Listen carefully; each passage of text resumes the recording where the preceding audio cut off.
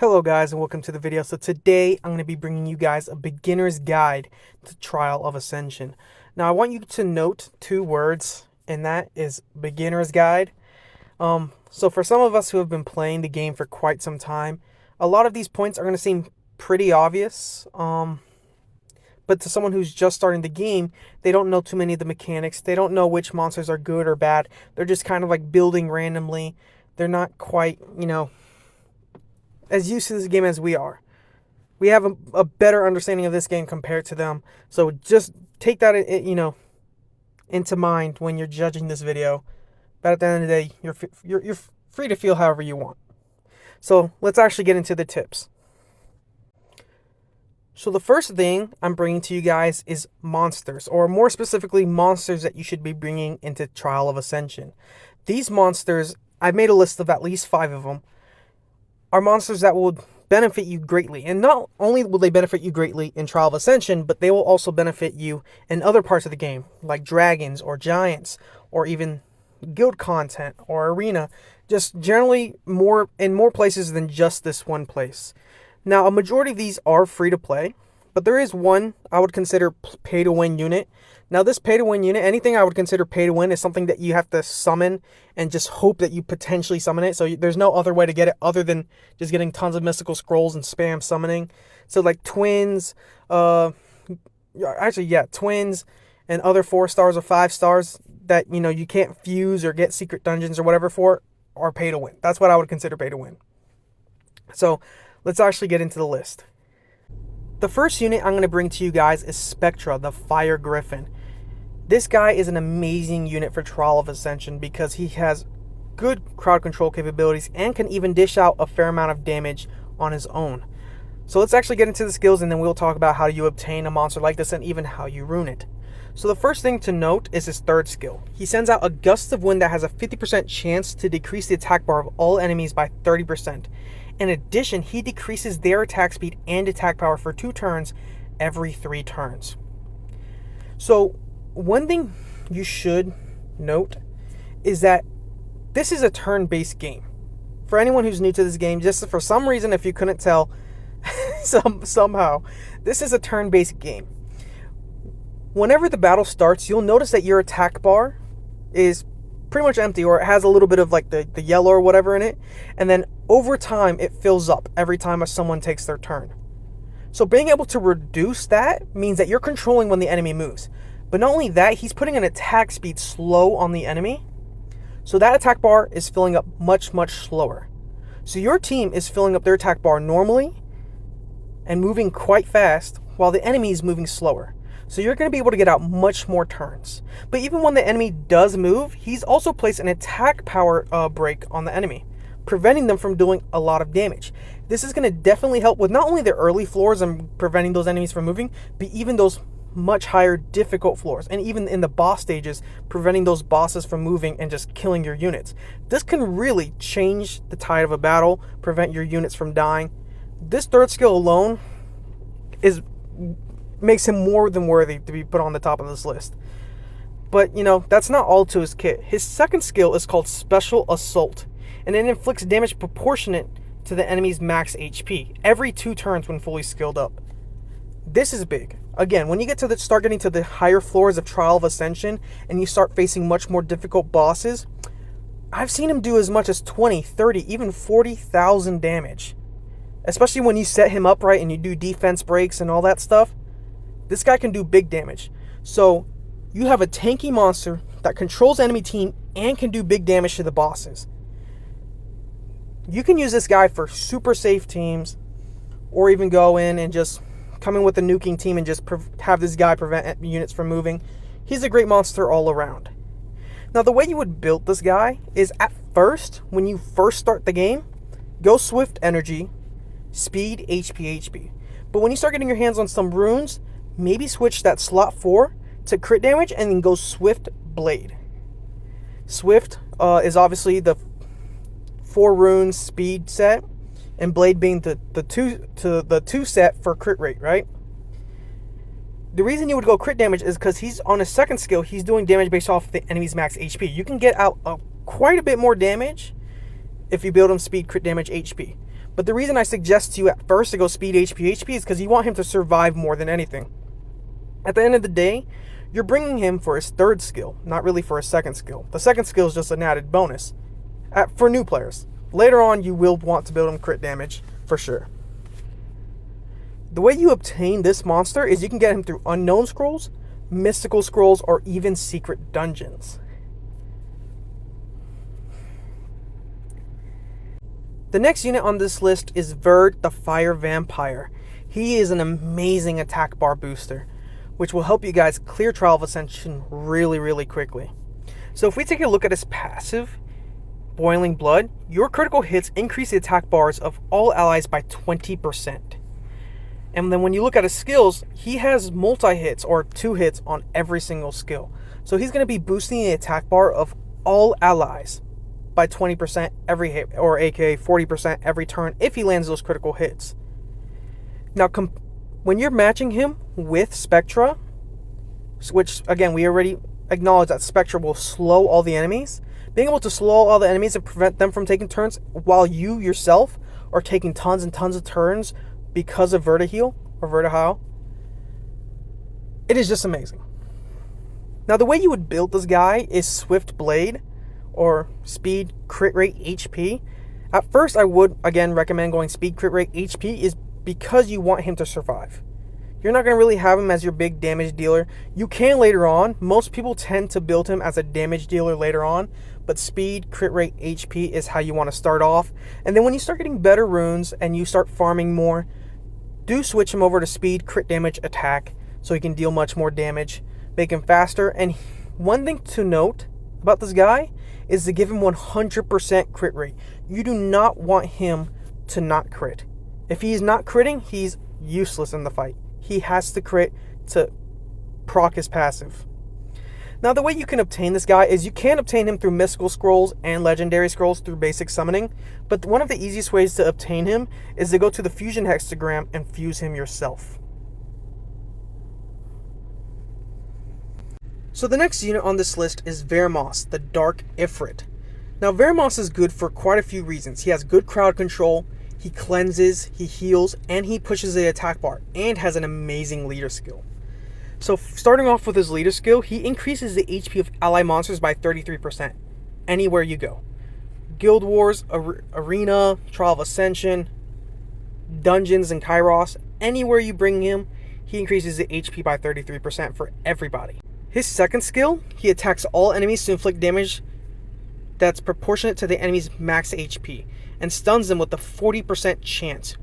If the target is not stunned after attacking, he decreases the attack bar of the target by 50% with a 100% chance. That is crazy. So, not only does he stun, he has an AoE stun that does damage based off of the enemy's max HP, but if he doesn't stun, he will reduce their attack bar. This is amazing for even the boss stages, because we all know that when you enter like the boss stages, like for example in Kairos, when you fight the Giants boss, you cannot stun this guy. But if the enemy doesn't get stunned, he will reduce their attack bar. The same goes for the boss stages in Trial of Ascension. So he's reducing attack bar and he's stunning. But not only that, again, there's big damage. Enemies max HP. We all know the higher you get in Trial of Ascension, the more HP the enemy's going to have.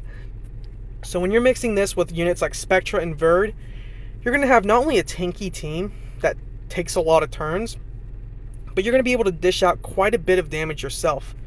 But that's not the only reason you would bring him. If you needed AoE stuns, you could bring other units too. His passive is also very helpful. Conversion of Magic.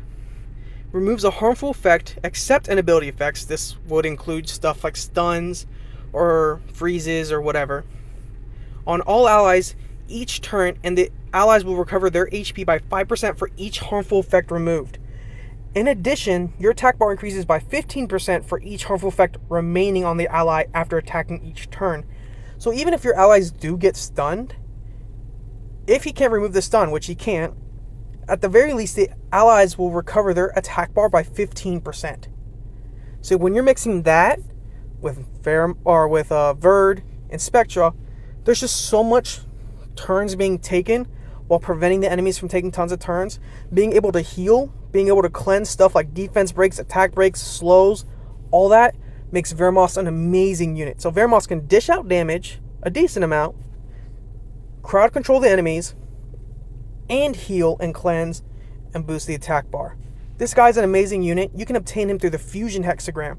And in fact, when you first start off in the game, Summoner's Way, they will help you get all the materials you need for this guy. Almost all of them. You'll still need to collect one of the monsters, but I think it's a steal, right? They're going to give you like 75% of this monster.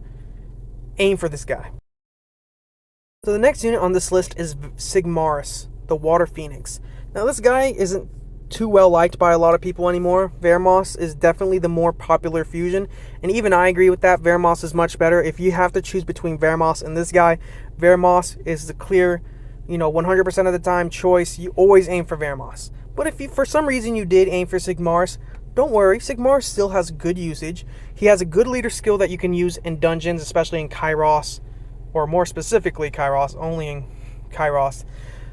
But not only that, he has decent crowd control. And that's a theme we're all noticing with this list, right? Is a lot of crowd control or a lot of turn manipulation. We're not really naming a lot of nukers, right? So his first skill is Arcane Blast. Attacks an enemy with a mysterious energy and stuns them for 1 turn with an 18% chance. It becomes 48% when fully skilled up. His second skill is Frozen Orb. Attacks with an extreme chill to inflict damage that's proportionate to the enemy's max HP, and then freezes them for 1 turn every 2 turns.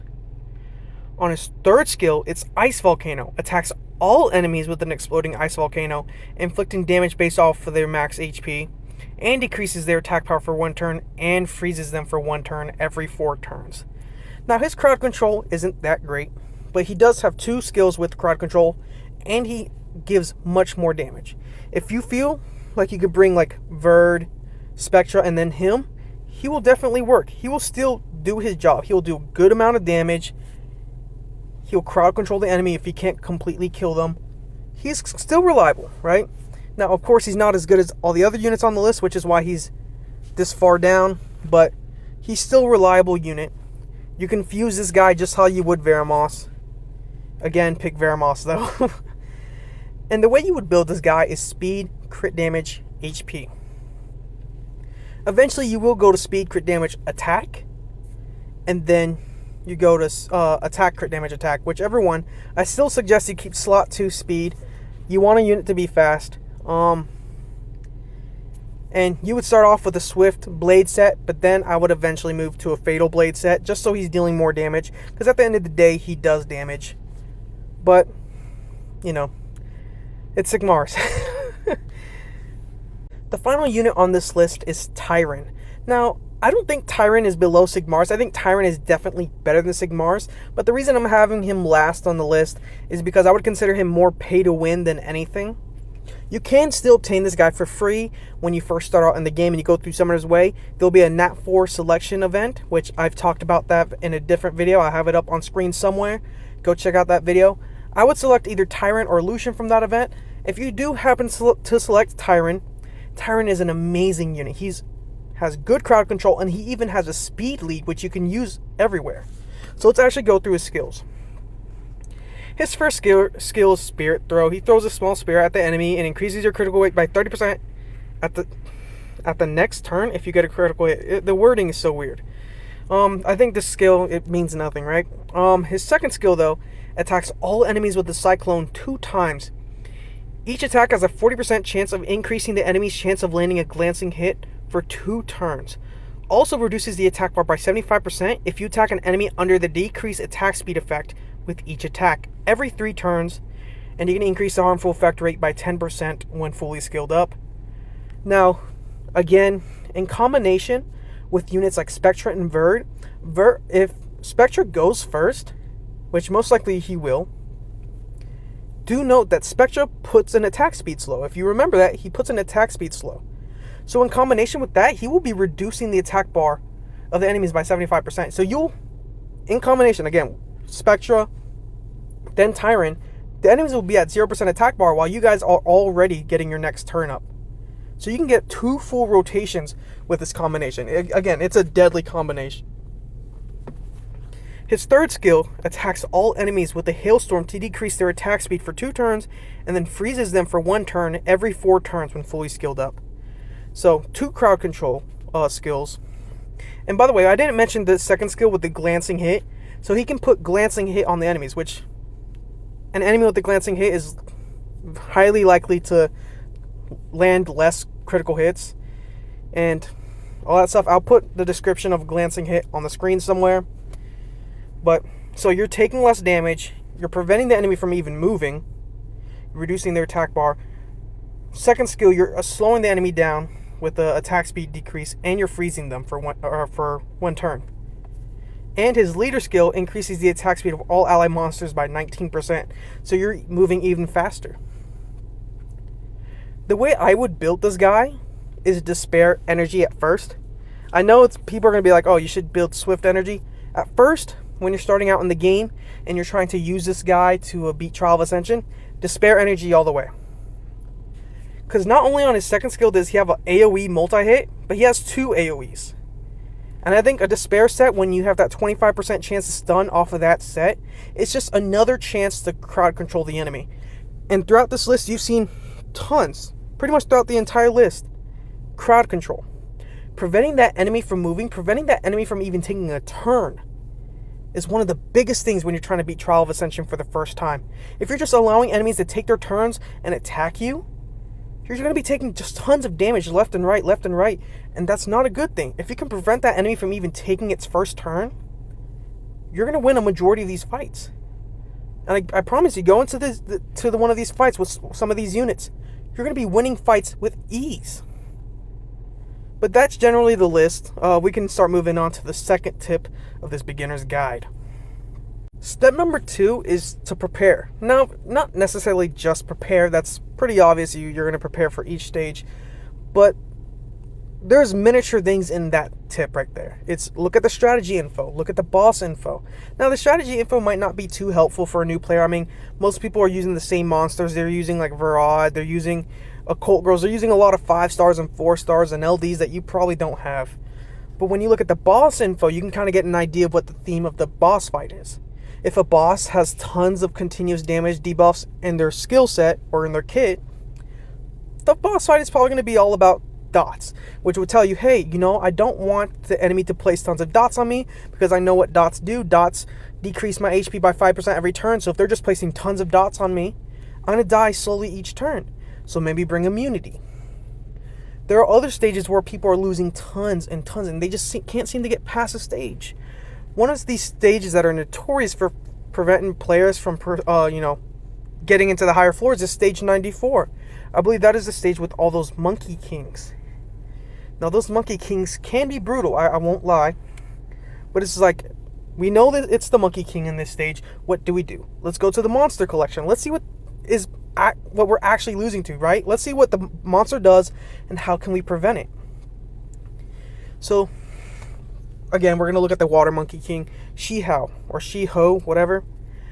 He has an attack lead. We don't really care about the attack lead. Let's look at his skills. His first skill, he stuns. He stuns on his first skill, so we can bring immunity so he doesn't stun us. Skill 2, he attacks all enemies and stuns for 1 turn and increases by 25% per stun enemy after the attack. Again, bring immunity. If he doesn't stun you, he doesn't increase his attack bar. He might do a bit of damage, but we can also prevent him from even taking his turn via Spectra or Tyron or Verde. Its third skill summons an alter ego that attacks the enemy 6 times, granting you invincibility for 2 turns and immunity for 2 turns, and removes 1 beneficial effect granted on the enemy with each attack that lands as a critical hit. So this might be the thing that's getting everybody. His third skill, he's attacking someone 6 times and stripping and dealing big damage. So how do we prevent that from happening? Well, I could bring Tyron and Verde, or just one of the 2. And then when we get into that final battle, I stun them or crowd control them using Verde or Tyron, and then focus them and kill them, because these are the guys that are really messing us up. And doing stuff like this every time you lose a fight or before you enter a fight will definitely get you to these higher floors.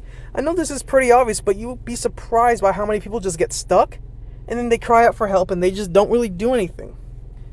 And I don't want to just tell you guys like, hey, yeah, you're on your own.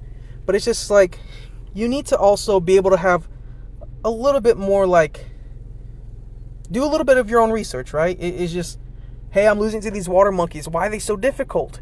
And go look them up. Why is that third skill so deadly? I have immunity, so how are they stunning me right as they use that skill? Oh, they're stripping. They're doing tons of damage. Then he has immunity and invincibility, so I can't kill him. So maybe I just don't let him take his turn. I stun him. I reduce his attack bar. Lauren is a good unit. Lauren has a multi-hit AoE attack bar reduction. Or multi-hit attack bar reduction. No AoEs, my bad. But still, tons of attack bar reduction. I can prevent that enemy from moving, while I use Verde to give myself tons of turns. So, that is tip number 2. Prepare, look up some monsters that you're struggling with. Get a general theme. Just prepare before the battle so you're not wasting tons of energy and you don't get stuck and you just decide to give up. Because I promise you, more likely than anything, you can beat that stage. You just need a little bit of preparation. So the next thing I want to talk about is evolution and awakening. Evolution and awakening is so important. I mean, awakening should be obvious. When you awaken a unit, they tend to gain new things. You know, when you awaken, for example, like Lauren, she increases her accuracy by 25%.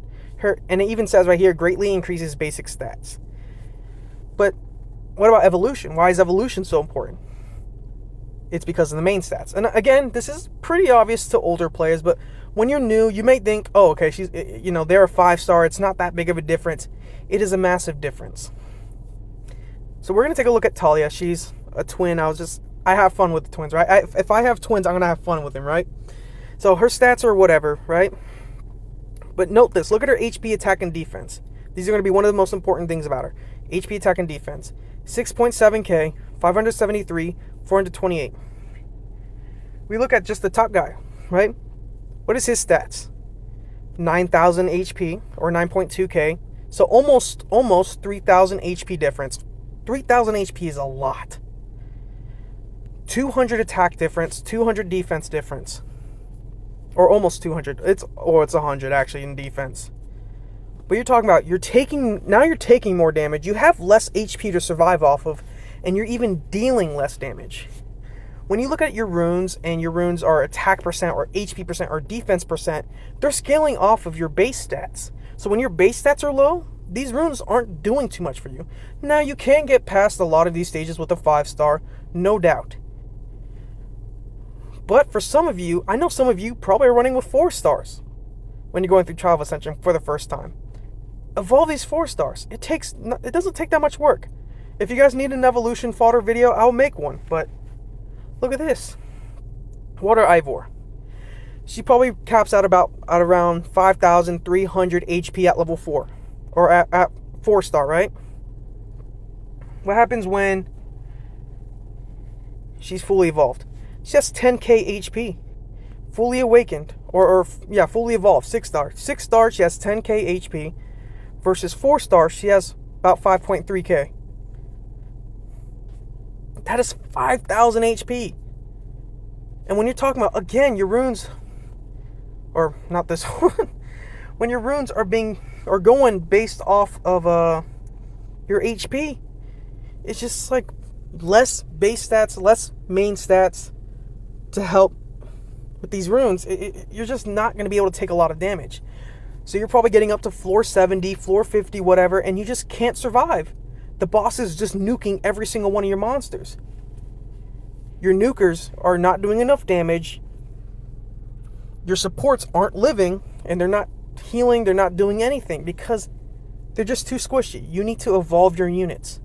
You can't run into floor 70 expecting a whole bunch of 3-stars to do something. I mean, I'm not doubting that. I'm not challenging any pro players to come in with 3 stars and beat TOA 100. I'm sure you can. But for new players where you're already struggling and your rune quality is already limited, you're going to want to 6-star these units. For example, you see Fran right here. Fran is not the best, but like she is a bit tanky. She's pretty fast, good attack. She can survive and she can heal for a good amount.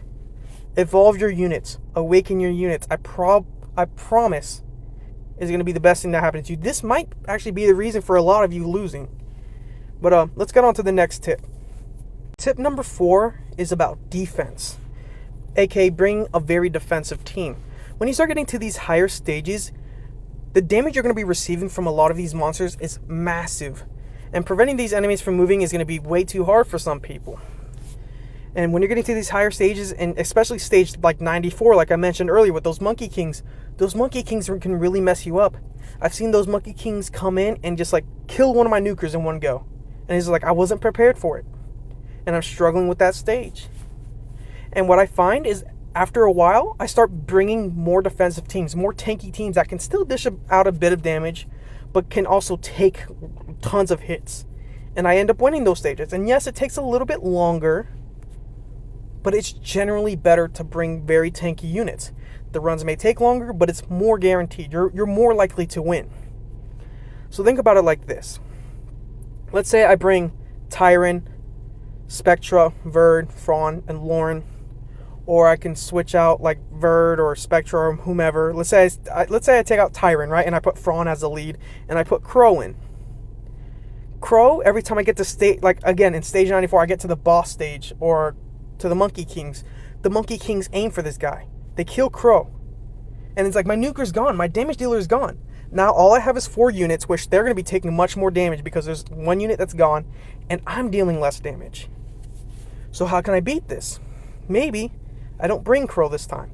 Maybe I bring other units that can still deal a bit of damage, but also take a couple hits.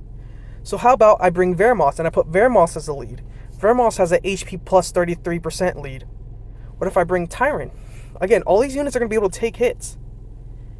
But not only that, they can deal a decent amount of damage. We've talked about Spectra with his second skill, Vermos with his second skill, Tyron with the crowd control. Now we're actually running off of utility rather than trying to nuke the enemy. Preventing that enemy from moving while dealing little amounts of damage, yes, but still dealing damage nonetheless. And I find, again, when I run these teams, it's just, I find that I'm winning more often with slower, tankier teams than I am with teams that nuke. I have twins on this account. I have tons of damage on this account, and I'm finding that I'm winning more with Spectras and Tyrons and all those rather than the twins and Crow and all that. In my opinion, defense is the best offense. Last but not least, number 5 is Rune Quality. Now, I see a lot of people running in with terrible runes, and I get it. You're first starting out. You probably don't have a lot of runes. If you're struggling to get past these stages and you're doing everything I'm telling you to do, it's probably time to evaluate some of your runes. Now, for example, I have Verde here. Verde has 100% crit rate. He has good attack. He has decent crit damage. He could be better. He could be faster. But he's generally up there. He's pretty good. Thrawn, she's pretty good. She's pretty tanky. She has high attack. She's pretty fast. I don't know about my Lauren. I think my Lauren is garbage. Oh, Lauren's pretty fast. Pretty tanky. Good defense. Rune quality matters. When your units are trying to do their job, like for example, Verde, he needs to crit to boost the attack bar. You want to make sure he's critting. If you're coming in with the Verde with 70 or 65% crit rate, no wonder you're losing. You're probably not critting majority of the time, or you're not critting some of the times, which these attack bar increases could be very vital to your survival. You're coming in and your Lucian is just not doing damage, right? I have a Lucian, almost, I expect them to have that much attack, okay? But I haven't used this Lucian in a while. But your Lucian's not clearing the wave, because he doesn't have damage. Again, your Thrawn is not healing enough. She doesn't have a high enough attack power. Your rune quality does matter. If you're struggling, leave TOA for now. You have a whole month to complete it. Go into Giants and farm for a day or two. Get a couple runes, improve your monster stats. If your Lucian is not dealing damage and he's dying, make him faster, make him stronger. If your Thrawn is not healing enough, make her stronger, since her heal is based off of attack. Improve the runes. Because a lot of monsters, I've seen a lot of really good monsters, and people are failing with these monsters because they're not runed properly.